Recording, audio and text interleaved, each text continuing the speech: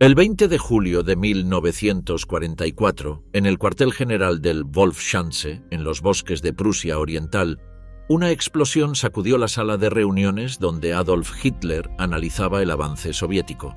El coronel Klaus von Stauffenberg había dejado minutos antes un maletín cargado con explosivo plástico bajo la mesa de mapas. La carga detonó con fuerza suficiente para matar a 4 personas y herir a los demás presentes. Un oficial desplazó sin saberlo el maletín detrás de una gruesa pata de roble, y ese desplazamiento salvó la vida del dictador. Hitler salió del recinto con el tímpano perforado, los pantalones desgarrados y quemaduras leves. Stauffenberg, convencido de que la explosión había tenido éxito, viajó de regreso a Berlín para activar el resto del plan. La conspiración llevaba el nombre en clave de Operación Valquiria, un dispositivo militar diseñado originalmente para sofocar disturbios internos y que los conjurados reprogramaron para tomar el control de las ciudades alemanas tras la muerte de Hitler. Unidades del ejército de reserva ocuparon puntos clave en Berlín, Viena y París durante algunas horas, mientras los oficiales golpistas transmitían órdenes a comandantes que ignoraban la verdadera naturaleza del plan. La noticia de que Hitler seguía con vida llegó a la capital antes del anochecer. El aparato de poder nazi reaccionó con rapidez. Stauffenberg y 3 compañeros fueron fusilados esa misma noche en el patio del Wendler Block, el edificio que había servido de centro de operaciones al golpe. La Gestapo inició de inmediato una investigación que se extendió durante meses y que terminó con más de 7.000 personas detenidas. Casi 5.000 de ellas fueron ejecutadas. Alrededor de 200 pertenecían directamente al círculo de la conspiración. Pero la represalia del régimen no se limitó a los conspiradores. Se extendió a sus esposas, a sus padres, a sus hermanos, a sus suegros y de manera particular a sus hijos. Ese capítulo, menos conocido que el atentado en sí, reveló hasta dónde estaba dispuesto a llegar el aparato nazi para borrar no solo a un hombre, sino a su linaje completo. El mecanismo del castigo. 5 días después del atentado, Heinrich Himmler, jefe supremo de las SS, se dirigió a un grupo de Gauleiters reunidos en la ciudad de Posen. Anunció la reactivación de una figura jurídica antigua conocida como Sippenhaft, la responsabilidad de clan. Himmler invocó una supuesta costumbre de las tribus germánicas. Cuando un miembro de una familia cometía traición, dijo: los antiguos pueblos teutones exterminaban a todo el clan hasta el último integrante, porque consideraban que la sangre estaba corrompida. Aplicó esa lógica de manera explícita a la familia del coronel que había colocado la bomba. La sentencia de Himmler fue breve y terminante. La estirpe de los Stauffenberg sería extinguida hasta su último miembro. La Sippenhaft no era una invención de 1944. Existía como concepto en el derecho germánico antiguo, ligado a la venganza de sangre y al pago de una compensación llamada Wehrgeld, cuando una familia debía responder colectivamente por el delito de uno de sus integrantes. El nacionalsocialismo la rescató como herramienta de terror selectivo, y tras el atentado contra Hitler adquirió carácter de presunción legal casi automática. Bastaba con el parentesco o el vínculo matrimonial con un acusado para activar el mecanismo. La culpa individual dejó de ser un requisito.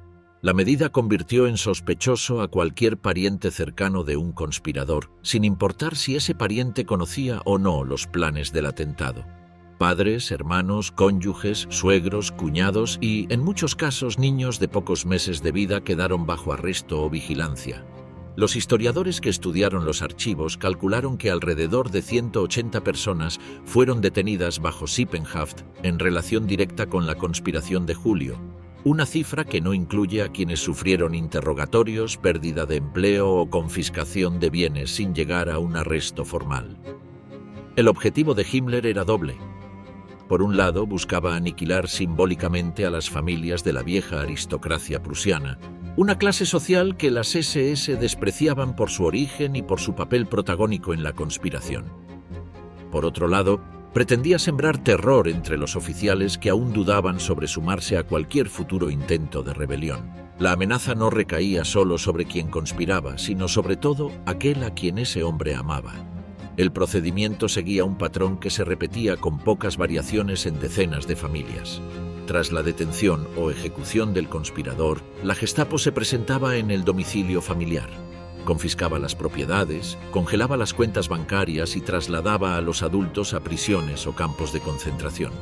Los niños representaban un problema logístico distinto, porque el régimen no podía simplemente encarcelarlos junto a los adultos sin generar un efecto propagandístico indeseado en plena guerra.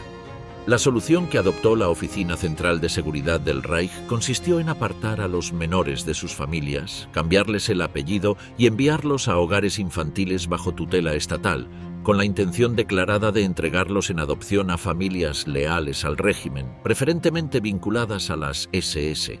El caso de los hijos de Klaus von Stauffenberg ilustra ese mecanismo con precisión.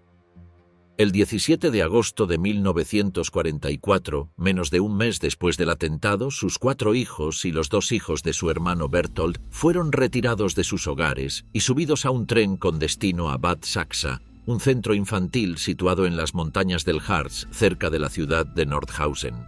Allí los separaron por edad y sexo y los alojaron en pabellones junto a los hijos de otros conspiradores que fueron llegando en las semanas siguientes. La dirección del centro estaba a cargo de una funcionaria nazi estricta que exhibía con orgullo la insignia del partido, pero el personal a cargo del cuidado diario trataba a los niños con una amabilidad que sorprendía a los propios internados. Recibían alimentación aceptable para los estándares de la Alemania de 1945 y participaban de una fórmula secular de agradecimiento antes de las comidas, que reemplazaba las oraciones religiosas habituales en las familias de origen aristocrático y luterano de las que provenían. Ninguno de los niños comprendía del todo por qué estaba allí ni qué había ocurrido con sus padres. Berthold von Stauffenberg, hijo, sobrino del coronel ejecutado y uno de los internados en Bad Sachsa, dejó décadas más tarde un testimonio detallado de esos meses. Recordaba la llegada de una tía en Nochebuena de 1944 con regalos y con una noticia que los niños recibieron como el mejor obsequio posible. Su madre, Nina von Stauffenberg, seguía con vida, aunque detenida. Nina había sido arrestada y trasladada al campo de concentración de Ravensbrück.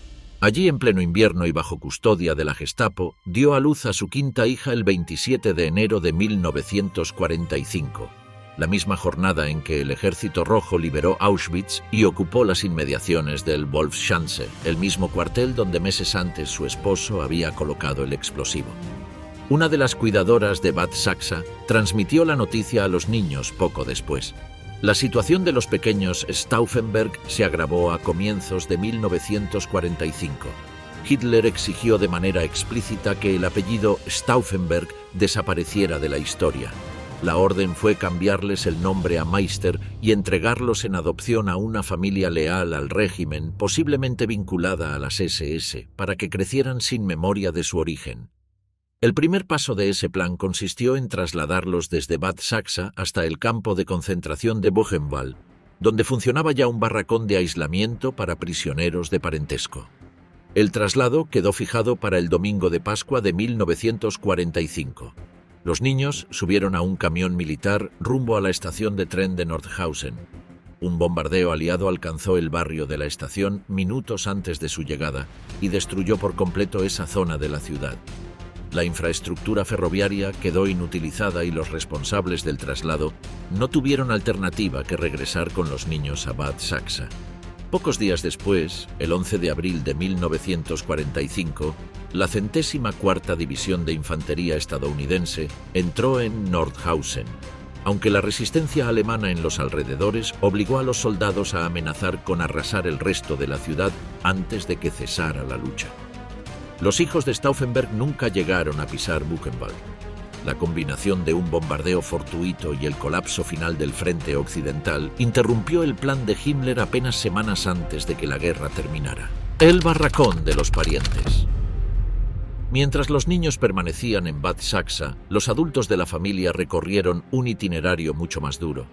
Nina von Stauffenberg fue trasladada desde Ravensbrück junto a otros prisioneros de parentesco hasta un barracón de aislamiento dentro del propio campo de Buchenwald, habilitado desde febrero de 1945 para alojar específicamente a los familiares de los conspiradores de julio.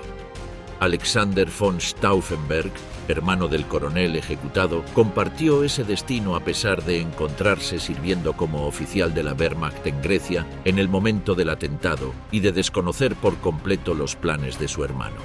Su condición de pariente bastó para que fuera juzgado y condenado por traición. El grupo de prisioneros recluidos en ese barracón incluía a familiares de otros conspiradores destacados, así como a rehenes de alto perfil que el régimen mantenía como moneda de cambio ante un eventual acuerdo con los aliados. Entre ellos figuraban el ex canciller austríaco Kurt von Schuschnigg, el político francés Léon Blum y oficiales británicos capturados que habían participado en operaciones especiales. La convivencia forzada entre aristócratas alemanes, prisioneros políticos extranjeros y agentes de inteligencia le dio al grupo un carácter singular dentro del sistema concentracionario nazi. Aunque las condiciones de reclusión, la incertidumbre sobre el propio destino y el hacinamiento no dejaron de ser reales. A comienzos de abril de 1945, con el avance aliado sobre Turingia, las SS ordenaron la evacuación del campo. Los prisioneros de parentesco emprendieron entonces un recorrido errático por el sur de Alemania y Austria, trasladados en camiones y trenes improvisados mientras la estructura de mando nazi se desintegraba.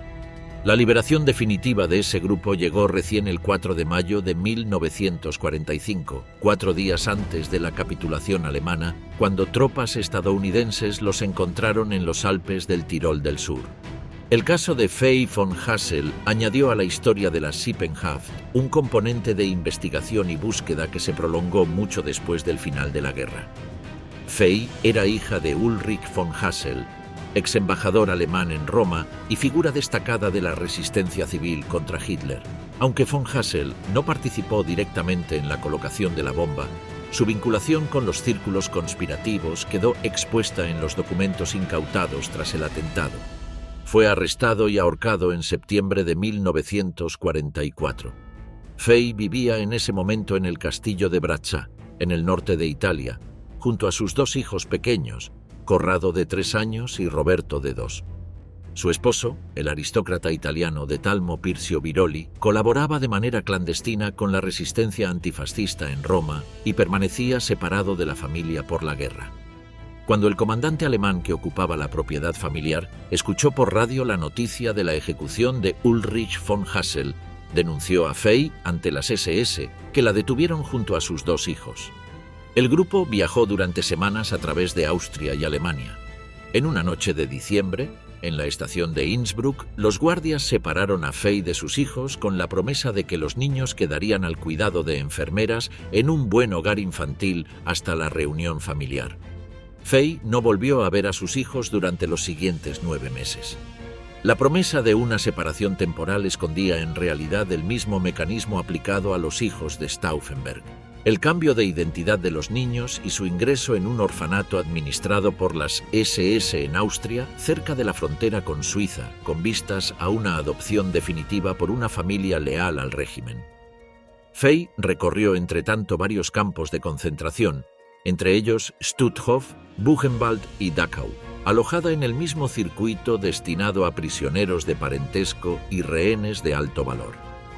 En Stutthof, el grupo permaneció en un barracón situado tan cerca del campo principal que el olor de los cuerpos incinerados llegaba hasta sus literas. Durante ese periodo, Fey inició una relación sentimental con Alexander von Stauffenberg, el hermano del coronel ejecutado, compañero de cautiverio dentro del mismo grupo de prisioneros de parentesco. A finales de abril de 1945, cuando la guerra estaba a días de terminar, las SS trasladaron al grupo de prisioneros prominentes hacia el sur de Italia, hacia los Alpes del Tirol, en un convoy que se conoció como el transporte de los prominentes. Himmler pretendía usar a esos rehenes como carta de negociación final ante los aliados. En la localidad de Villabasa, uno de los prisioneros reconoció entre la multitud a un general alemán conocido y consiguió avisarle en secreto de la situación del grupo. El general envió tropas de la Wehrmacht que desarmaron a los guardias de las SS y pusieron a los rehenes bajo protección militar. El 27 de abril de 1945 el grupo quedó libre, apenas 60 kilómetros de la propiedad familiar de Fey en Brazza.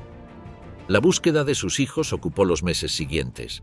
La madre de Fey, Ilse von Hassel, y otra pariente recorrieron distintos campos infantiles administrados por las SS en Austria hasta localizar a Corrado y Roberto en septiembre de 1945, exactamente un año después de la separación en Innsbruck. Los niños habían sido inscritos bajo otro apellido y, según los planes del régimen, estaban destinados a una adopción que habría borrado por completo su identidad original. Ambos crecieron con secuelas de aquella experiencia, pero llegaron a la vida adulta con carreras profesionales consolidadas, uno como economista vinculado a instituciones europeas y otro como arquitecto. El patrón que afectó a los Stauffenberg y a los Hassel se repitió con variaciones en decenas de familias vinculadas a la conspiración. Karl Friedrich Goerdeler, el civil designado para encabezar el gobierno posterior al golpe si éste triunfaba, fue capturado semanas después del atentado y ejecutado en febrero de 1945. Su familia sufrió la confiscación de bienes y el arresto de varios de sus parientes cercanos, aunque Goerdeler pasó meses prófugo antes de su captura, lo que retrasó la aplicación completa del mecanismo sobre su entorno. Adam von Trott-Susoltz, diplomático y uno de los enlaces de la conspiración con los aliados occidentales, fue ejecutado en agosto de 1944. Su esposa e hijos quedaron bajo la sombra de la sospecha durante el resto de la guerra, y su hija recordó décadas más tarde una frase que su padre repetía antes del atentado. Pedía que, si el intento fracasaba, alguien contara al mundo lo que ellos habían intentado hacer. Henning von Treschow, el oficial que había diseñado junto a Stauffenberg buena parte del Plan Valkyria, se suicidó en el frente el mismo día del atentado al enterarse de su fracaso, antes de que la Gestapo pudiera arrestarlo. Su familia quedó igualmente expuesta a la Sippenhaft, pese a que Treschow escapó a un juicio formal gracias a su muerte inmediata. La familia del general Erwin von Witzleben, comandante que había sido designado para asumir el mando militar tras el triunfo del golpe, sufrió arrestos entre sus parientes más cercanos. El testimonio de oficiales alemanes capturados por los aliados, registrado por inteligencia militar británica hacia el final de la guerra, confirma que Witzleben tenía la certeza de que su familia y la de muchos otros conspiradores habían sido ejecutadas o detenidas tras su propia condena, un conocimiento que actuó como advertencia silenciosa para otros oficiales que consideraban sumarse a futuras conspiraciones. La burocracia del terror. La Sippenhaft no se limitó a los implicados directos en la bomba del 20 de julio. El régimen extendió el mismo mecanismo hacia oficiales capturados en el frente oriental que se sumaron a organizaciones antinazis formadas en cautiverio soviético, como el Comité Nacional para la Alemania Libre y la Liga de Oficiales Alemanes. El general Walter von Seydlitz-Kurzbach, capturado en Stalingrado y convertido en una de las figuras más visibles de esa liga, vio a su familia sometida a arresto y confinamiento en campos de concentración, donde permaneció hasta la liberación final, en condiciones más duras y prolongadas que las que sufrieron las familias de los oficiales que sí eran juzgados individualmente ante tribunales militares. Ese contraste resulta significativo. Los oficiales que enfrentaban juicio militar formal solían ser liberados tras un periodo relativamente breve, mientras que los parientes de quienes colaboraban desde el cautiverio soviético permanecían detenidos durante mucho más tiempo, sin proceso judicial claro, hasta el colapso final del régimen. La hija de Seydlitz, Ingrid von Seydlitz-Kurzbach, relató en un testimonio posterior cómo fue retirada de un hogar de recuperación infantil a los 10 años, sin explicación alguna, y trasladada a Bad Sachsa, donde se reencontró con su hermana menor sin noticias de su madre ni de sus hermanas mayores durante meses. En febrero de 1945, una nueva disposición extendió el alcance de la Sippenhaft a cualquier militar que, a criterio de Hitler, mostrara cobardía o derrotismo ante el enemigo.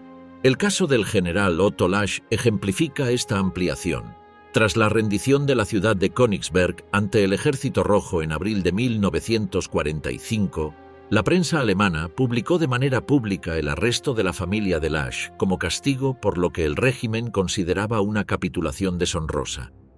La amenaza dejó de limitarse a los conspiradores políticos y pasó a operar como instrumento de disciplina militar en las últimas semanas del Tercer Reich. La Sippenhaft, a pesar de su origen en un discurso improvisado de Himmler, se convirtió en un procedimiento administrativo con reglas propias. La Oficina Central de Seguridad del Reich coordinaba los arrestos junto a la Gestapo local y la Organización de Bienestar Nacional Socialista, encargada de los hogares infantiles del régimen.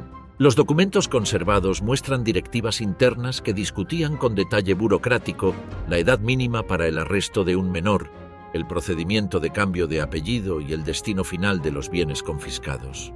El alcance de la medida sorprendió incluso a algunos funcionarios del propio aparato nazi.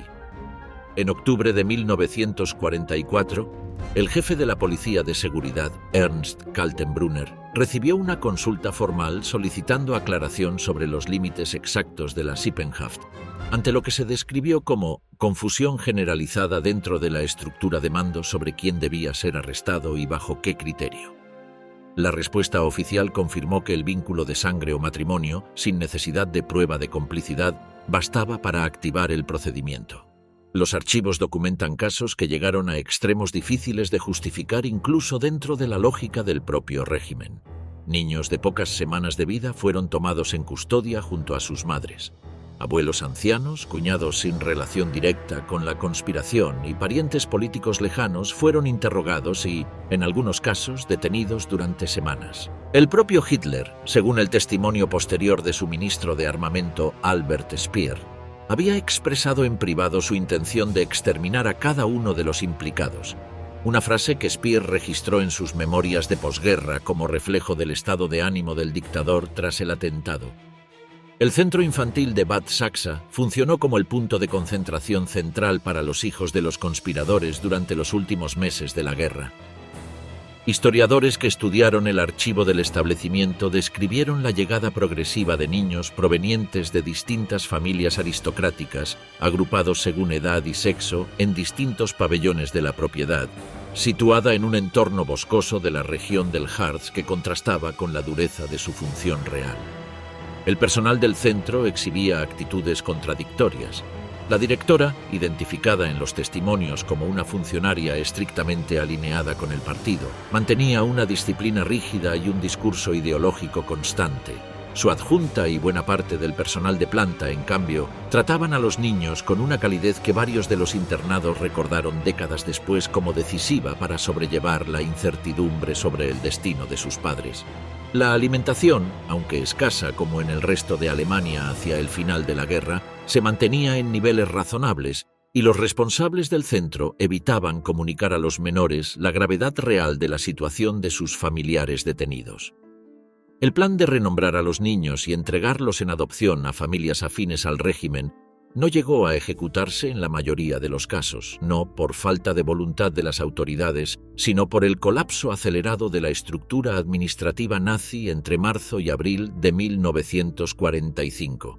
El caso de los hijos de Stauffenberg, salvados del traslado a Buchenwald por un bombardeo aliado producido en el momento exacto en que su convoy se dirigía a la estación de tren, ilustra hasta qué punto el desenlace de estas historias dependió de coincidencias extremas antes que de una decisión deliberada de clemencia por parte del régimen. Los cálculos históricos disponibles permiten dimensionar el fenómeno.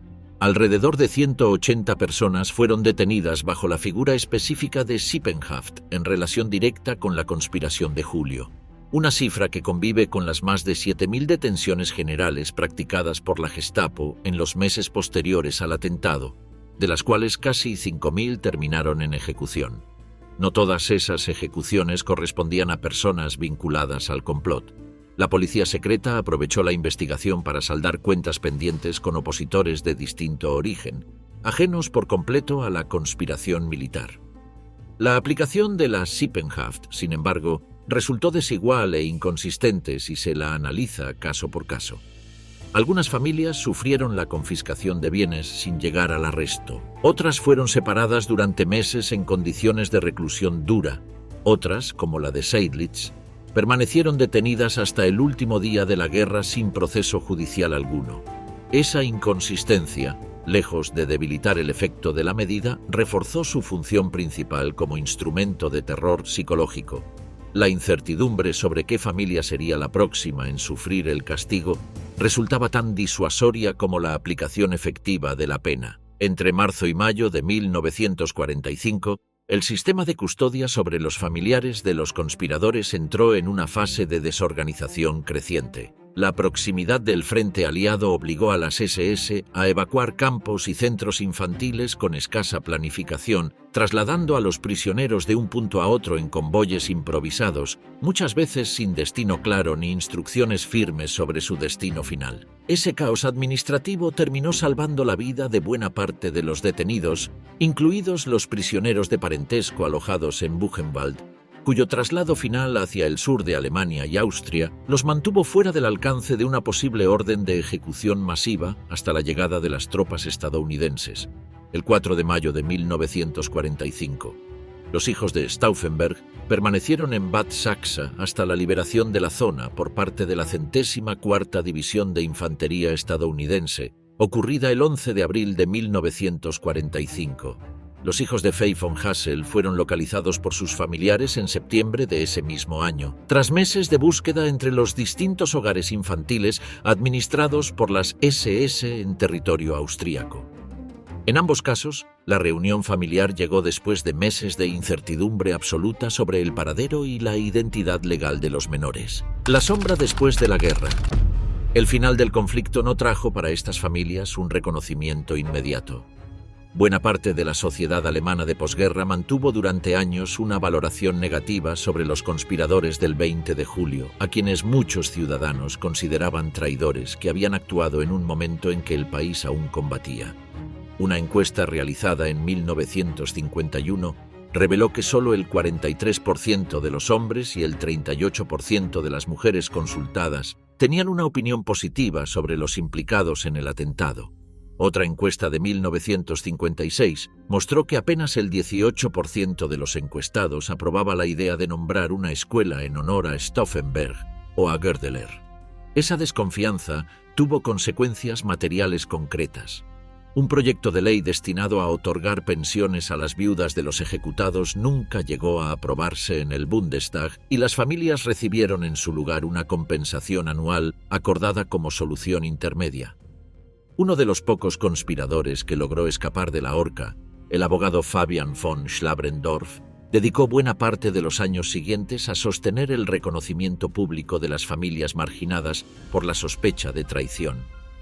Con el paso de las décadas, la valoración histórica sobre los conspiradores del 20 de julio cambió de manera radical y hoy son reconocidos oficialmente en Alemania como parte central de la resistencia contra el nacionalsocialismo. La propia figura de la Sippenhaft quedó expresamente prohibida en la Ley Fundamental de la República Federal, que estableció el principio de responsabilidad penal individual como garantía constitucional, en respuesta directa a los abusos documentados durante los últimos meses del Tercer Reich. Los testimonios de quienes fueron niños en Bad Sachsa, en los hogares infantiles austríacos o en los barracones de Buchenwald, se documentaron en archivos históricos y entrevistas académicas hasta bien entrado el siglo XXI, entre ellos el de Berthold von Stauffenberg, hijo, el de Ingrid von Seydlitz-Kurzbach y el de los hermanos Corrado y Roberto Pircio Biroli, hijos de Fay von Hassel. Sus relatos conformaron el registro más directo de un mecanismo de castigo que buscó extender la condena de un puñado de oficiales hasta la generación siguiente, con el objetivo declarado de borrar apellidos completos de la memoria alemana. Antes de que la Sippenhaft alcanzara a las familias, los propios conspiradores enfrentaron un circuito judicial diseñado para humillar antes de ejecutar. El Tribunal del Pueblo, presidido en la mayoría de los juicios de julio por el juez Roland Freisler, sometió a los acusados a audiencias públicas filmadas con fines propagandísticos en las que Freisler interrumpía constantemente a los procesados, les gritaba y los privaba de toda posibilidad real de defensa. A varios de los acusados se los obligó a comparecer sin cinturón ni tirantes, de modo que debían sostenerse los pantalones con las manos durante el interrogatorio, una humillación calculada para proyectar en la pantalla la imagen de hombres derrotados y patéticos. Las condenas a muerte se ejecutaban en la prisión de Plötzensee, en Berlín, mediante ahorcamiento con cable de piano suspendido de un gancho de carnicero, un método elegido de manera deliberada por su lentitud y su crueldad. Hitler ordenó que se filmara parte del proceso para su propio visionado privado. La velocidad del procedimiento judicial resultó notable. Entre la detención, el juicio y la ejecución de los primeros conspiradores transcurrieron apenas semanas, aunque los procesos posteriores, vinculados a figuras periféricas de la conspiración, se extendieron hasta los últimos días del régimen, con condenas dictadas todavía en abril de 1945. Ese mismo tribunal juzgó en enero de 1945 a Helmut James von Moltke, fundador del Círculo de Kreisau, un grupo de aristócratas, diplomáticos y religiosos que había debatido en la finca familiar de Silesia el diseño de una Alemania democrática posterior a la caída de Hitler.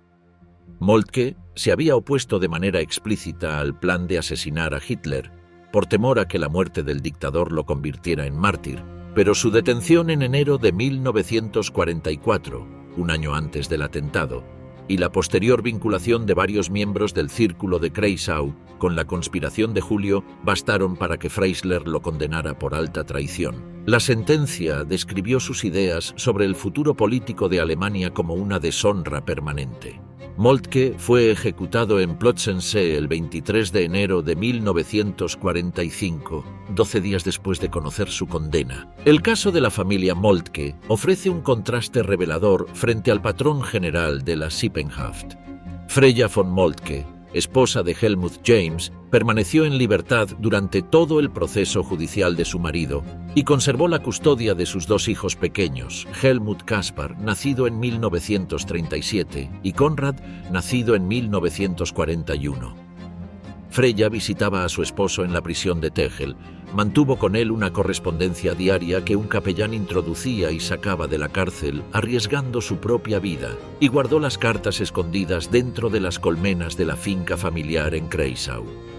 La explicación de ese trato distinto se encuentra en la naturaleza específica de la acusación contra Moltke, centrada en sus actividades previas dentro del Círculo de Kreisau, y no en una participación directa en el atentado del 20 de julio, sumada al peso simbólico que aún conservaba el apellido Moltke en la tradición militar prusiana, ligado al mariscal de campo que había conducido al ejército alemán a la victoria en la guerra franco-prusiana del siglo XIX. Ese prestigio familiar actuó como un escudo parcial que Freya reconoció explícitamente en entrevistas posteriores, aunque subrayó que ese amparo tenía límites evidentes y no habría evitado su propio arresto si las autoridades hubieran decidido aplicar el mismo criterio que usaron con los Stauffenberg.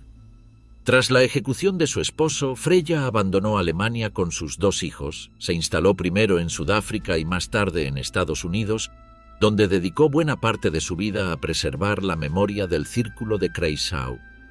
No todos los implicados en la conspiración esperaron pasivamente su arresto. Heinrich von Lehndorff, oficial de enlace del distrito militar de Königsberg y administrador de la finca familiar de Steinort en Prusia Oriental, se enteró del fracaso del atentado la misma noche del 20 de julio. Al día siguiente, cuando la Gestapo llegó a su propiedad para detenerlo, Lehndorff saltó desde una ventana del primer piso hacia el parque de la finca y escapó corriendo hacia el lago y el bosque cercano. Pasó varias horas oculto antes de llamar por teléfono a su esposa, Gottliebe, que se encontraba embarazada de su cuarto hijo, para pedirle que fuera a buscarlo. En lugar de intentar una fuga definitiva, Lehndorff decidió entregarse voluntariamente a la Gestapo con la esperanza de proteger a su familia de represalias mayores. Fue trasladado primero a una prisión en Königsberg y luego, el 8 de agosto de 1944, en un traslado hacia la sede central de la Gestapo en Berlín, aprovechó una parada del vehículo frente al portón de la prisión para saltar y escapar por segunda vez. Pasó varios días escondido en los bosques, moviéndose de noche, hasta que un guardabosques al que pidió refugio lo entregó a la policía. El Tribunal del Pueblo lo condenó a muerte el 4 de septiembre de 1944 y fue ahorcado ese mismo día en Plötzensee. Su esposa Gottliebe y sus 4 hijas, entre ellas la pequeña Vera, nacida en 1939, pasaron el resto de la guerra confinadas en distintos campos de concentración bajo el mecanismo de la Sippenhaft. Vera von Leindorf sobrevivió a esa experiencia infantil y décadas más tarde se convirtió en una reconocida modelo y actriz bajo el nombre artístico de Veruschka, una biografía que conectó directamente la infancia marcada por el confinamiento nazi con una trayectoria pública muy alejada de aquellos años. La comparación entre los casos de Stauffenberg, Hassel, Seidlitz, Moltke y Leindorf permite reconstruir la lógica interna y también la falta de lógica, con la que el aparato nazi aplicó la responsabilidad de Klan durante los últimos meses de la guerra. El grado de castigo dependía de la cercanía del pariente ejecutado con el núcleo duro de la conspiración, del prestigio histórico del apellido familiar, de la rapidez o lentitud de cada investigación local de la Gestapo, y en no pocos casos, del azar puro representado por un bombardeo aliado o por el colapso de una línea ferroviaria en las semanas finales del conflicto. Ese componente de arbitrariedad convivió con una intención declarada de aniquilación total, expresada sin matices por Himmler en su discurso de Posen y respaldada en privado por el propio Hitler, según el testimonio de Albert Speer. La distancia entre la intención declarada y el resultado final, más caótico e inconsistente de lo que el discurso de Himmler sugería, se explica en gran medida por la velocidad con la que colapsó la maquinaria administrativa del Tercer Reich entre febrero y mayo de 1945, un periodo en el que las órdenes centrales dejaron de traducirse de manera uniforme en la ejecución local de las políticas de terror. El último rehén de Himmler. En abril de 1945, con el frente occidental desplomándose y el llamado reducto alpino convertido en la última fantasía estratégica del régimen, Himmler ordenó concentrar a sus prisioneros más valiosos en un único punto del sur de Alemania y del norte de Italia. Alrededor de 140 prisioneros prominentes, de 17 nacionalidades distintas, fueron trasladados desde Dachau hacia el Tirol del Sur entre el 17 y el 27 de abril. El grupo mezclaba a figuras de renombre internacional, como el expresidente del Consejo francés Léon Blum, el excanciller austríaco Kurt von Schuschnigg y el pastor luterano Martin Niemöller, con oficiales militares aliados capturados, generales soviéticos desertores, colaboracionistas de distintos países del eje y, en una proporción cercana a un tercio del total, familiares de los conspiradores del 20 de julio, entre ellos varios integrantes de la familia Stauffenberg. El convoy cruzó el paso del Brennero y llegó el 28 de abril a las inmediaciones de la localidad de Villabassa, en el Tirol del sur italiano, con destino a un hotel junto al lago de Breis. Durante esas horas de espera, uno de los rehenes registró la billetera de un guardia de las SS que se había desmayado por el alcohol y encontró un documento con la orden de ejecutar a 28 de los prisioneros más comprometedores, entre ellos todos los oficiales británicos. La tensión entre los guardias de las SS, cada vez más erráticos, y el grupo de rehenes creció durante todo el día siguiente. El coronel Bogislaw von Bonin, uno de los prisioneros, logró comunicarse por teléfono con un antiguo compañero, el general Hans Rötiger, jefe de Estado Mayor del Grupo de Ejércitos C en Bolzano, y le explicó la gravedad de la situación. Rötiger consiguió el envío de una compañía de infantería de la Wehrmacht al mando del capitán Richard von Alvensleben, que llegó al lugar y desarmó sin resistencia a los guardias de las SS, poniendo a los rehenes bajo la protección del ejército regular. Durante ese episodio, los miembros de la familia Stauffenberg, conscientes de ser los prisioneros más odiados por las SS, permanecieron escondidos en una habitación de la casa parroquial del pueblo hasta que la situación se estabilizó por completo. El grupo pasó los días siguientes alojado en el hotel junto al lago, custodiado ahora por soldados regulares que los protegían tanto de posibles unidades fanáticas de las SS como de partisanos italianos que operaban en la zona. Tropas del Quinto Ejército estadounidense llegaron al lugar el 4 de mayo de 1945, 4 días antes de la rendición alemana, y liberaron de manera definitiva al grupo completo de rehenes. El episodio, conocido después como el transporte de los prominentes, resume en pocos días la lógica final de la Sippenhaft: un puñado de niños, esposas y hermanos de hombres ya ejecutados, convertidos hasta el último instante de la guerra en piezas de negociación para un régimen que ya no tenía nada que ofrecer a cambio. La reconstrucción de la vida cotidiana tras la liberación resultó lenta y desigual para cada una de las familias alcanzadas por la Sippenhaft. Nina von Stauffenberg recuperó a sus 5 hijos, incluida la niña nacida en cautiverio en Ravensbrück, y dedicó buena parte de las décadas siguientes a preservar la memoria de su esposo y a colaborar con historiadores e investigadores que documentaron la conspiración de julio.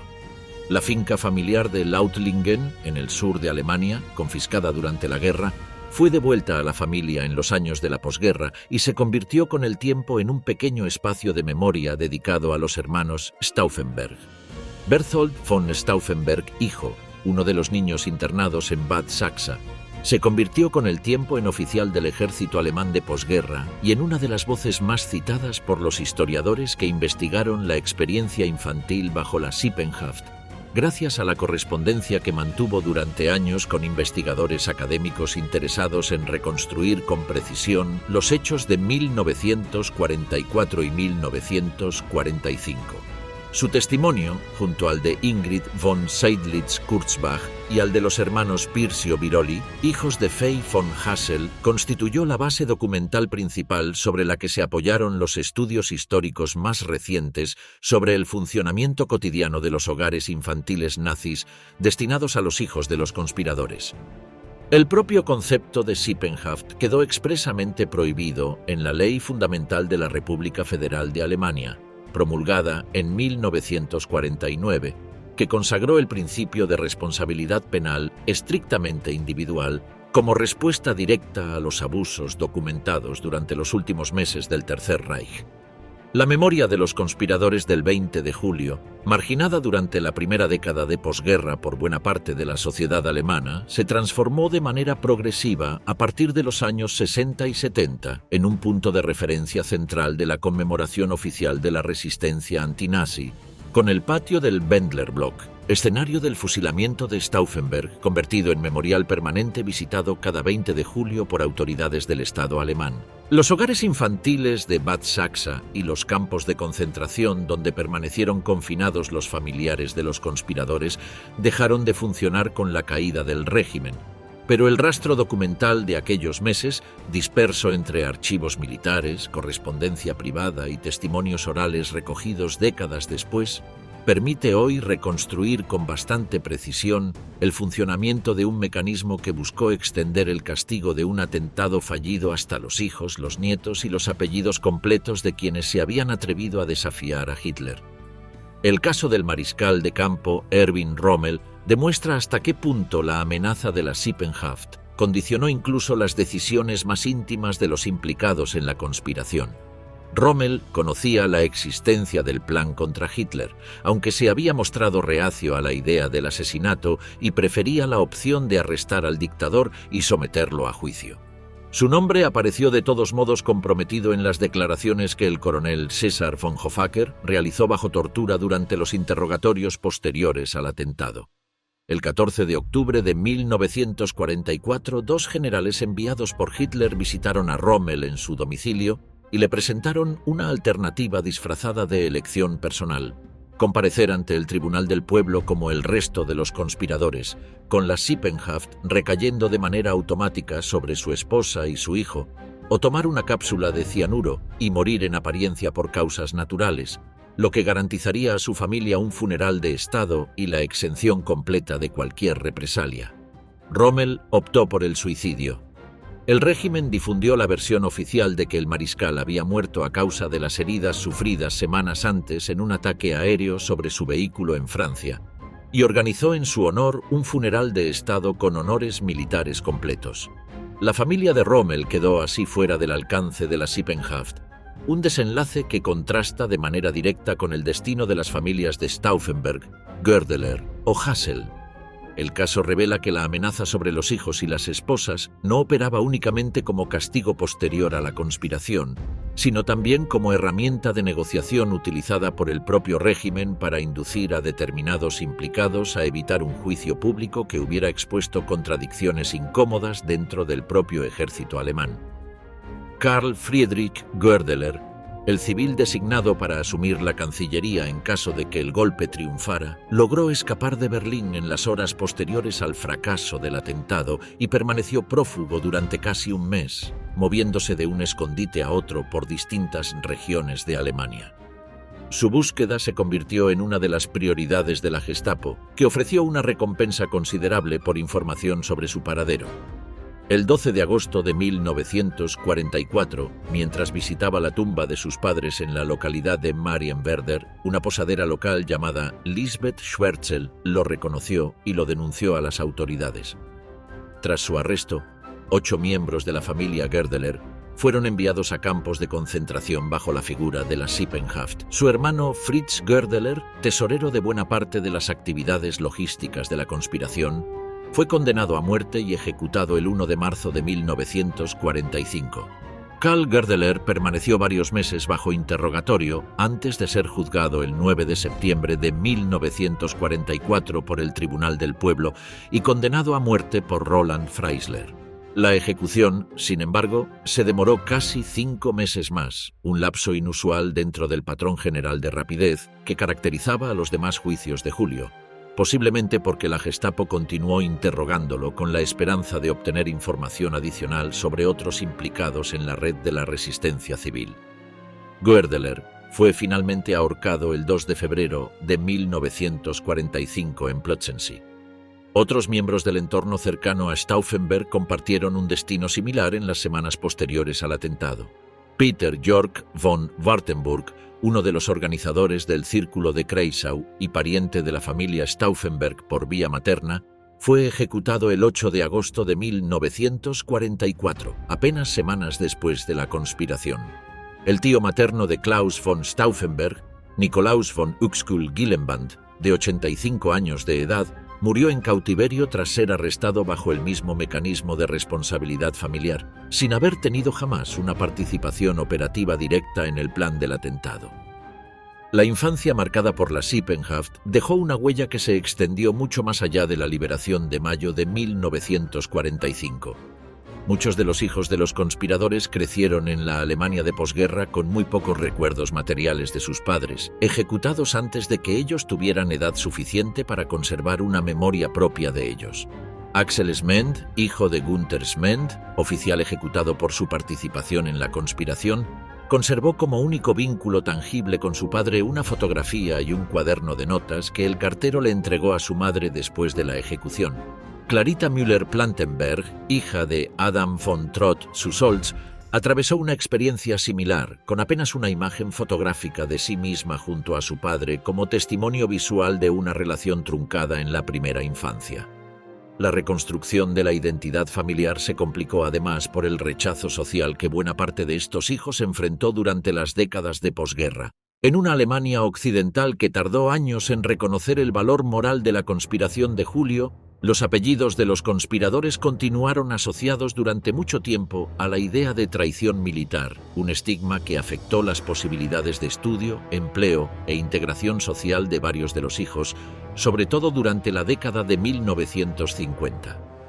La escasa disposición del Estado alemán a otorgar pensiones formales a las viudas de los ejecutados, resuelta recién mediante una compensación anual de carácter extraordinario, funcionó como reflejo económico de esa misma reticencia social. El cambio de percepción llegó de manera gradual. La creación del Centro de Documentación de la Resistencia Alemana en el antiguo edificio del Wendlerblock, sede del fusilamiento de Stauffenberg y sus compañeros, consolidó a partir de la década de 1980 un espacio oficial de memoria visitado cada año por autoridades del Estado en la fecha del aniversario del atentado. Las nuevas generaciones de reclutas del ejército alemán comenzaron a prestar juramento en unidades que llevaban el nombre de los conspiradores de 1944, un gesto simbólico que habría resultado impensable en la Alemania de la primera posguerra, cuando los propios hijos de esos hombres crecían todavía bajo la sombra de la sospecha que había perseguido a sus padres. La máquina se devora a sí misma. El terror desatado tras el 20 de julio no respetó ni siquiera a quienes contribuyeron a sofocar el golpe. El general Friedrich Fromm, comandante del ejército de reserva, ordenó el fusilamiento sumario de Stauffenberg y sus compañeros la misma noche del atentado, en un intento por borrar rápidamente cualquier rastro de su propia ambigüedad durante las horas iniciales de la conspiración, cuando había dudado sobre qué bando apoyar. La maniobra no lo salvó. Himmler ordenó su arresto al día siguiente y un tribunal militar lo condenó por cobardía ante el enemigo. Fromm fue fusilado el 19 de marzo de 1945, apenas semanas antes del final de la guerra, víctima del mismo aparato represivo que él mismo había activado contra sus antiguos subordinados. Las ejecuciones vinculadas a la investigación del atentado continuaron hasta los últimos días del régimen. El propio Roland Freisler, el juez que había presidido la mayoría de los procesos ante el Tribunal del Pueblo, murió el 3 de febrero de 1945 durante un bombardeo aliado sobre Berlín, sepultado bajo los expedientes del caso que en ese momento estaba juzgando. Su muerte interrumpió temporalmente los juicios formales, aunque las ejecuciones extrajudiciales continuaron de manera dispersa hasta abril de 1945, cuando la Gestapo fusiló en distintos puntos del país a decenas de prisioneros vinculados de manera directa o indirecta con los círculos de la resistencia, en un intento final por eliminar testigos antes de la llegada de las tropas aliadas. Ese contexto de violencia descontrolada durante las últimas semanas de guerra explica en parte la fragilidad de la situación de los prisioneros de Sippenhaft durante ese mismo periodo. Los niños de Bad Saxa, los familiares recluidos en Buchenwald y el grupo de rehenes trasladado hacia el Tirol del Sur dependían, en la práctica, de que ninguna orden de exterminio llegara a tiempo antes del colapso definitivo de las líneas de comunicación del régimen. La diferencia entre la supervivencia y la muerte de decenas de personas se redujo, en las últimas semanas de abril de 1945, a la velocidad con la que avanzaban los ejércitos aliados frente a la capacidad cada vez más limitada de la estructura de mando nazi para ejecutar sus propias órdenes. La reconstrucción histórica de la Sippenhaft, aplicada tras el 20 de julio, se apoya en tres tipos de fuentes principales.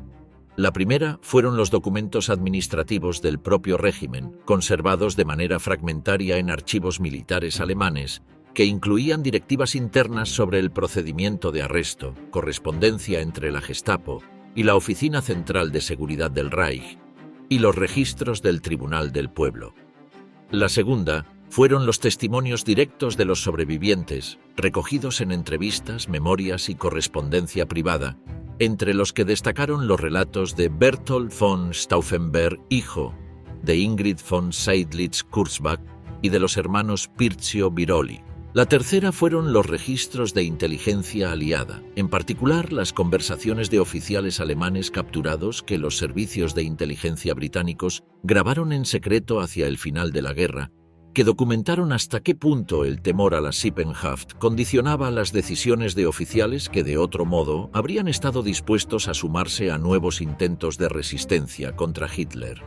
El historiador Robert Löffel, autor del estudio académico más exhaustivo sobre el tema, calculó a partir de ese cruce de fuentes que la aplicación de la Sippenhaft resultó en la práctica mucho más desigual e improvisada de lo que sugería el discurso original de Himmler en Posen, aunque su función como mecanismo de terror psicológico operó de manera efectiva sobre el conjunto de la sociedad alemana durante los últimos meses de la guerra.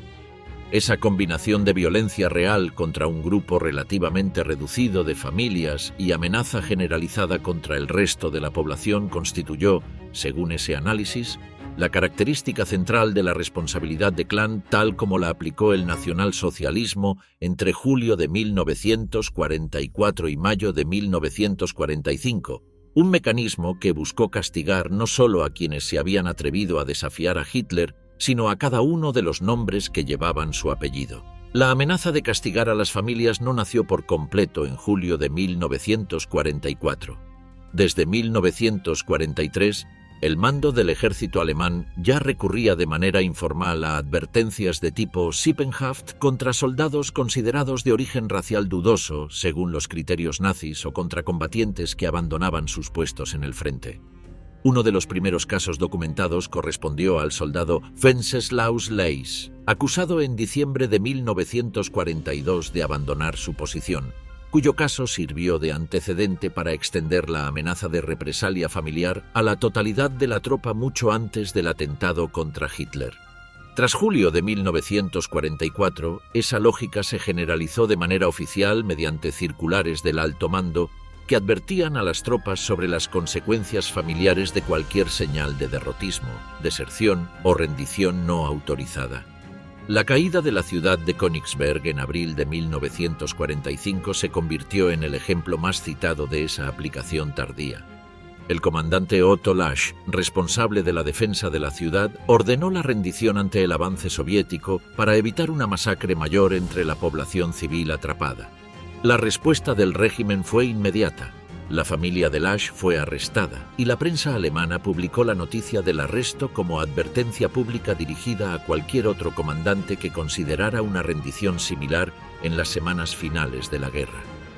Esa ampliación del alcance de la Sippenhaft, sostenida por una ley específica de febrero de 1945, transformó un mecanismo diseñado originalmente para castigar a la aristocracia prusiana implicada en una conspiración política concreta en una herramienta de disciplina militar aplicable a cualquier soldado del Reich. La distinción entre traición política y derrota militar se diluyó por completo en esas últimas semanas, en un contexto donde el propio colapso del frente convertía prácticamente cualquier decisión de un comandante en el terreno en motivo potencial de sospecha para un régimen que ya no controlaba buena parte de su propio territorio. Fritz Ditloff von der Schulenburg, alto funcionario prusiano y uno de los redactores del programa de gobierno previsto para después del golpe, fue juzgado y ejecutado el mismo día de su detención formal, el 10 de agosto de 1944, apenas 20 días después del atentado. Antes de subir al patíbulo, declaró ante el tribunal que la historia terminaría por juzgar y absolver a los conspiradores, una frase que circuló después de la guerra como una de las expresiones más citadas del proceso judicial contra los implicados en julio. Su esposa, Charlotte von der Schulenburg, quedó al frente de 6 hijos pequeños, 5 niñas y un varón, en la finca familiar de Tresau, en Mecklemburgo. A diferencia de lo ocurrido con los hijos de Stauffenberg o de Hassel, la familia Schulenburg logró evitar la aplicación más severa de la Sippenhaft. Charlotte consiguió escapar hacia el oeste con sus 6 hijos poco antes de la llegada del Ejército Rojo a la región y sobrevivió al derrumbe final del Frente Oriental sin llegar a ser trasladada a un campo de concentración, aunque permaneció bajo vigilancia e interrogatorio de la Gestapo durante buena parte de esos meses. 10 años después de la ejecución de su marido, Charlotte recibió por una serie de circunstancias fortuitas la carta de despedida que Fritz Ditloff había escrito la misma noche de su condena. Una secretaria del Ministerio de Justicia del Reich, cuya identidad se mantuvo en reserva durante décadas, había copiado el texto en secreto y a riesgo de su propia vida antes de que el original fuera destruido, y lo conservó guardado durante toda la posguerra hasta hacérselo llegar a la viuda en 1954. El episodio ilustra, igual que el caso de los hijos de Stauffenberg salvados por un bombardeo fortuito, hasta qué punto la suerte de cada familia dependió de decisiones individuales de funcionarios, guardias y empleados anónimos que, en algunos casos, optaron por desobedecer en silencio las instrucciones del régimen. Durante los meses posteriores al atentado, la Oficina Central de Seguridad del Reich elaboró un informe diario destinado a Hitler y a su secretario Martin Bormann, conocido en los archivos históricos con el nombre de Spiegelbild einer Verschwörung, el reflejo de una conspiración. El documento recopilaba de manera sistemática las declaraciones obtenidas bajo interrogatorio a los detenidos, incluidas menciones frecuentes a parientes, amistades y contactos que terminaban engrosando la lista de nuevos arrestos bajo Sippenhaft. Ese mecanismo retroalimentado explica en parte por qué la investigación, lejos de cerrarse en las semanas inmediatas al 20 de julio, continuó expandiéndose durante meses, incorporando nombres que ni siquiera habían participado de manera consciente en la conspiración original. La investigación no se detuvo con las ejecuciones de los principales responsables del atentado.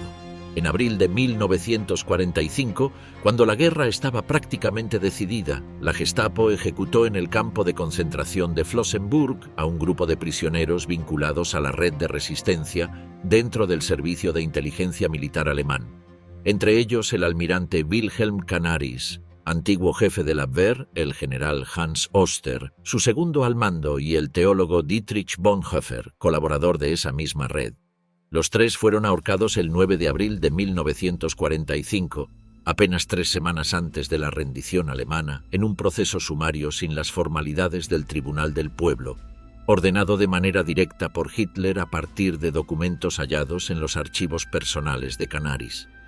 Ese episodio confirma que la voluntad de exterminio del régimen contra cualquier vestigio de la resistencia se mantuvo activa hasta los últimos días de existencia del Tercer Reich, sin que la inminencia de la derrota militar alterara la lógica de represalia que había regido desde julio de 1944. El mito del reducto alpino y otras historias trágicas. El traslado de los prisioneros prominentes hacia el Tirol del Sur no respondió a un capricho improvisado de último momento, sino a una estrategia más amplia que Himmler y el jefe de la Oficina Central de Seguridad del Reich, Ernst Kaltenbrunner, habían diseñado desde comienzos de 1945. Los servicios de inteligencia aliados habían detectado indicios de fortificaciones y movimientos de tropas en la región alpina que interpretaron como la preparación de un último bastión nazi, conocido como el Reducto Alpino, desde el cual el régimen esperaba prolongar la resistencia mediante una guerra de guerrillas, una vez perdido el resto del territorio alemán. Ese reducto nunca llegó a materializarse de manera efectiva, pero durante los primeros meses de 1945, condicionó buena parte de las decisiones logísticas del aparato de seguridad nazi, incluida la elección de trasladar hacia esa misma zona a los rehenes más valiosos del régimen. Del grupo total de 139 prisioneros trasladados desde Dachau hacia el Tirol del Sur, los registros distinguen 2 categorías administrativas. 98 correspondían a la categoría de prisioneros especiales, entre políticos extranjeros, oficiales militares aliados y figuras de peso simbólico como Leon Blum o Kurt von Schuschnigg. Los 37 restantes correspondían de manera específica a la categoría de prisioneros de parentesco, entre los que se contaban los familiares de los conspiradores del 20 de julio. Kaltenbrunner intentó, a través de su adjunto Wilhelm Hotel, establecer contacto con Allen Dulles, representante de la inteligencia estadounidense en Berna, con la esperanza de utilizar a ese conjunto de rehenes como moneda de cambio en una negociación separada con los aliados occidentales. Dulles rechazó cualquier contacto directo con un funcionario de las SS y esa vía de negociación se cerró sin resultado. De manera paralela, Himmler exploró por su cuenta una salida negociada a través del conde sueco Folke Bernadotte, vicepresidente de la Cruz Roja de ese país, con quien mantuvo una serie de reuniones secretas entre febrero y abril de 1945.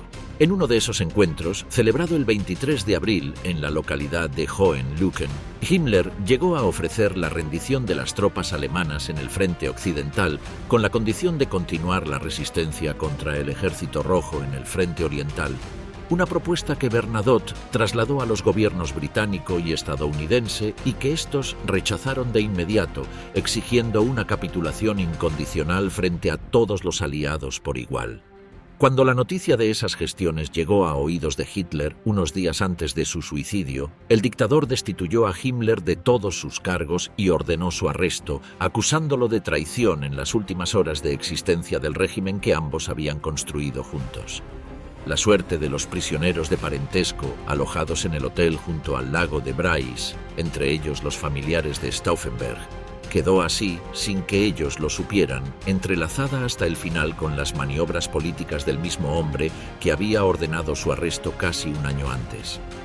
La transformación de la memoria pública sobre los conspiradores de julio encontró su expresión más visible en una ceremonia militar que se repite todos los años desde la fundación del ejército de la Alemania Federal en 1955. Cada 20 de julio, un contingente de reclutas del batallón de guardia de las Fuerzas Armadas prestaba juramento solemne en el mismo patio del Wendler Block donde Stauffenberg y sus 3 compañeros habían sido fusilados la noche del atentado. El primer manual de conducción interior de las nuevas Fuerzas Armadas, publicado en 1957, estableció de manera explícita a los oficiales de la resistencia militar contra el nacionalsocialismo como referencia moral central para la formación de los soldados de la posguerra, bajo la idea de que la obediencia militar debía subordinarse siempre al juicio de la propia conciencia. Esa misma lógica se tradujo en la denominación de instalaciones militares. Uno de los principales comandos operativos conjuntos del ejército alemán funcionó en un cuartel que llevó el nombre de Henning von Treschow, el oficial que había diseñado junto a Stauffenberg buena parte del plan de la Operación Valkyria y que se había suicidado en el frente al conocer el fracaso del atentado. La ceremonia anual del 20 de julio, presidida habitualmente por el ministro de Defensa alemán en funciones, se convirtió en el acto central de conmemoración institucional del país sobre la resistencia contra Hitler, un desenlace difícil de anticipar en los meses posteriores a 1944, cuando los hijos de esos mismos oficiales fusilados permanecían todavía recluidos en hogares infantiles y campos de concentración bajo el nombre falso que el régimen les había impuesto para borrar cualquier rastro de sus apellidos verdaderos. Nina von Stauffenberg vivió hasta el 2 de abril de 2006, fallecida a los 92 años de edad, mucho después de haber visto crecer a sus 5 hijos y de haber presenciado el cambio radical en la valoración pública de la conspiración que le había costado la vida a su esposo y meses de cautiverio a ella misma. Durante las décadas de posguerra colaboró de manera constante con historiadores dedicados a reconstruir con precisión los hechos de julio de 1944, entre ellos el investigador canadiense Peter Hoffman, autor de una de las biografías más citadas sobre Klaus von Stauffenberg, que recogió en sus notas buena parte de la correspondencia y de los testimonios directos de la familia. Constance, la hija menor, nacida en el campo de concentración de Ravensbrück en enero de 1945 y la única de los 5 hermanos que nunca llegó a conocer a su padre, publicó en 2008 una biografía dedicada a la vida de su madre, en la que reconstruyó con detalle tanto los años de matrimonio anteriores al atentado como la experiencia de cautiverio, separación y búsqueda que atravesó la familia entre 1944 y 1945.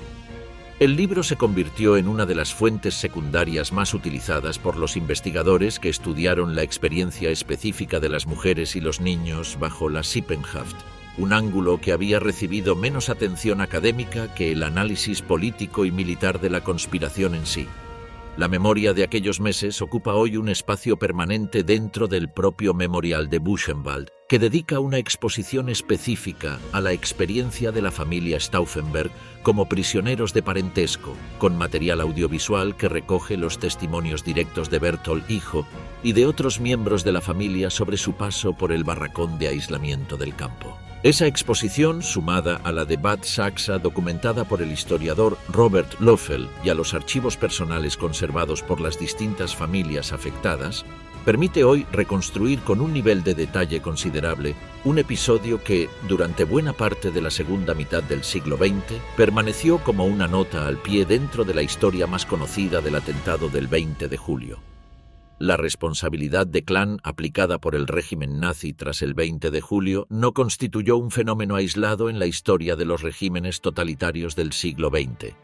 Durante la Gran Purga soviética de la década de 1930, las autoridades de Joseph Stalin arrestaron de manera sistemática a esposas, hijos y padres de quienes eran acusados de traición o de conspiración contra el Estado, bajo la categoría administrativa de familiares de traidores a la patria. El caso del dirigente bolchevique Nikolai Bukharin resultó paradigmático. Tras su ejecución en 1938, su esposa fue enviada a un campo de trabajo y su hijo pequeño fue criado bajo una identidad distinta durante años, en un patrón que guarda paralelismos directos con lo ocurrido después con los hijos de Stauffenberg.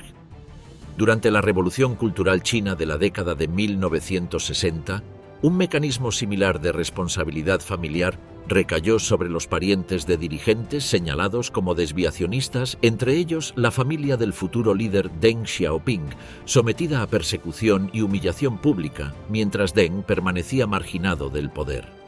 En ninguno de esos dos casos, sin embargo, existió una base legal explícita comparable a la que Himmler invocó en su discurso de Posen, que presentó la responsabilidad de Klan como la recuperación deliberada de una supuesta costumbre jurídica germánica antigua, con pretensiones de legitimidad histórica que los regímenes soviético y chino nunca formularon de manera tan sistemática.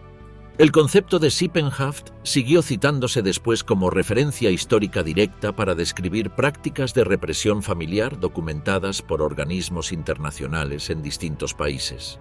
Naciones Unidas utilizó esa comparación en informes sobre el uso de la detención de familiares de opositores políticos como herramienta de presión en algunos países latinoamericanos, un uso del término que confirma hasta qué punto el episodio protagonizado por las familias de los conspiradores alemanes de 1944 se convirtió, décadas después de ocurrido, en la referencia histórica más citada para nombrar cualquier forma de castigo colectivo aplicado sobre la base exclusiva del parentesco.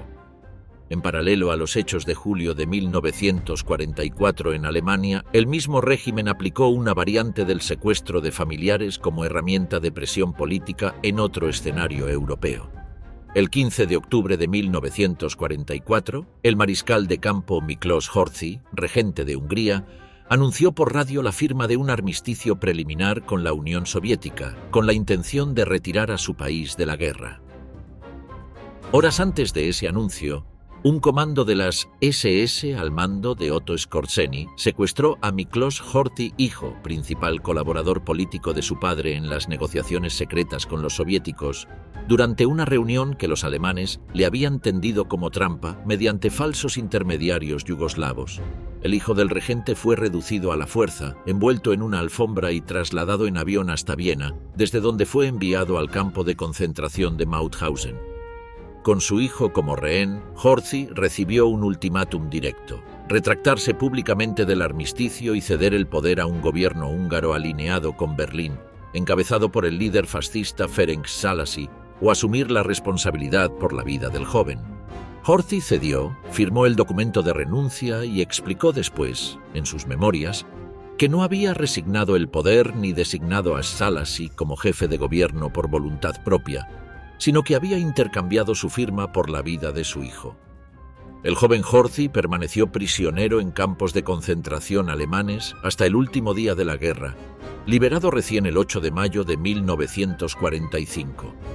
El episodio, ocurrido apenas 3 meses después del atentado contra Hitler y coincidente casi en el tiempo con el traslado de los hijos de Stauffenberg a Bad Sachsa, confirma que el secuestro de familiares como instrumento de coerción política no se limitó al ámbito interno alemán ni a la represalia posterior a una conspiración ya fracasada.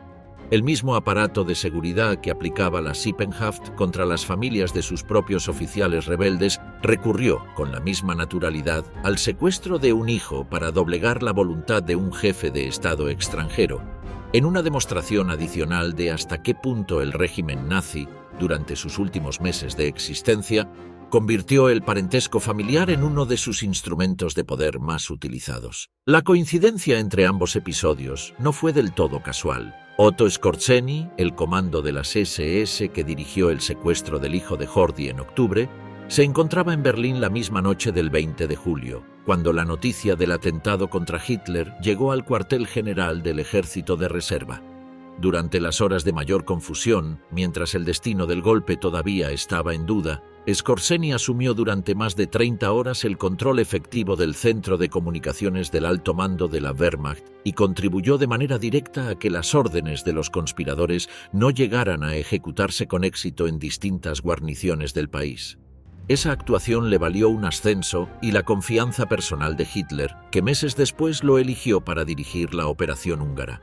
El recorrido de Skorzeny entre julio y octubre de 1944, primero como instrumento decisivo para sofocar la conspiración contra Hitler y después como ejecutor directo de un secuestro familiar destinado a doblegar a un jefe de Estado extranjero, resume de manera precisa la lógica que atravesó los últimos meses del régimen nazi. El vínculo de sangre, lejos de representar una esfera privada ajena a la política, se convirtió en esos meses en uno de los instrumentos de coerción más utilizados por el aparato de seguridad alemán, aplicado tanto contra sus propios súbditos como contra gobiernos aliados que el régimen consideraba insuficientemente leales. El registro fotográfico y documental de aquellos meses se conserva hoy de manera dispersa entre el Archivo Federal Alemán, los fondos del Memorial de Buchenwald, los archivos privados de las familias afectadas y los expedientes del propio Tribunal del Pueblo, parcialmente destruidos durante los bombardeos finales sobre Berlín, pero reconstruidos en buena medida a partir de copias y referencias cruzadas conservadas en otros organismos del régimen. Entre ese material sobreviven fotografías de los niños internados en Bad Sachsa, correspondencia interna de la Oficina Central de Seguridad del Reich sobre el procedimiento de cambio de apellido, y los registros de ingreso y salida de los prisioneros de parentesco alojados en el barracón de aislamiento de Buchenwald. Ese conjunto documental, cruzado con los testimonios directos recogidos durante las últimas décadas del siglo XX y las primeras del siglo XXI, permite reconstruir hoy con un nivel de precisión considerable el funcionamiento cotidiano de un mecanismo que, entre julio de 1944 y mayo de 1945, mantuvo bajo arresto, vigilancia o reclusión a varios cientos de personas cuyo único vínculo con la conspiración contra Hitler consistía en compartir un apellido, un lazo matrimonial o un lazo de sangre con alguno de los hombres que se habían atrevido a desafiarlo. Berthold von Stauffenberg, hijo, el niño que a los 10 años había presenciado desde Bad Sachsa el desmoronamiento final del régimen que había asesinado a su padre y a su tío, ingresó años más tarde en el ejército de la República Federal de Alemania y alcanzó con el tiempo el grado de general de división. Concedió durante décadas entrevistas y correspondencia a investigadores interesados en reconstruir con precisión los hechos de 1944 y 1945, entre ellos el propio Robert Leufel, cuyo estudio académico sobre la Sippenhaft se apoyó de manera directa en esos testimonios. Su trayectoria, la de un hombre que había sido separado de su familia bajo un nombre falso y que terminó vistiendo el mismo uniforme que antes había perseguido a los suyos, resume de manera concreta el trayecto que recorrió Alemania entre el régimen que castigó a los hijos de los conspiradores de julio y el Estado que, décadas más tarde, convirtió a esos mismos conspiradores en el referente moral central de sus propias fuerzas armadas. El barracón de aislamiento de Buchenwald, donde permanecieron recluidos Nina y Alexander von Stauffenberg, junto a decenas de otros prisioneros de parentesco, había sido destruido parcialmente por un bombardeo aliado en agosto de 1944, antes de que la Gestapo comenzara a trasladar allí a los familiares de los conspiradores desde febrero de 1945. Los responsables del campo lo reconstruyeron de manera apresurada para alojar a ese grupo específico de detenidos, separados de manera deliberada del resto de la población reclusa del campo principal, sometida a condiciones de explotación y exterminio radicalmente más severas.